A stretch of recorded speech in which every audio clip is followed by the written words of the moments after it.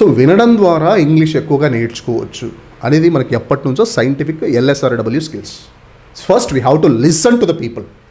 జనాల్ని వినాలి, విన్నదాన్ని మాట్లాడాలి. సో లిజనింగ్ స్కిల్స్ని ఎక్కువ ఇంప్రూవ్ చేసుకోవాలి. ఇది ఫస్ట్ మెథడ్. రెండో కేటగిరీ, సార్ మన చుట్టూ ఇంగ్లీష్ వాళ్ళు లేరు, మన చుట్టూ అంతా కుటుంబ సభ్యులంతా తెలుగు వాళ్ళే, మన తెలుగు స్టేట్స్, మన పరిసరాలంతా తెలుగులోనే ఉన్నాయి, మరి వీళ్ళు ఇంగ్లీష్ మాట్లాడలేరా? మాట్లాడవచ్చు. ఫస్ట్ కొంచెం గ్రామర్ నేర్చుకోవడం, కొన్ని రూల్స్ అండ్ రెగ్యులేషన్స్ తెలుసుకోవడం, గ్రామర్ మీద కొంచెం పట్టు సంపాదించడం, సైకలాజికల్గా స్ట్రాంగ్ ఉండడం.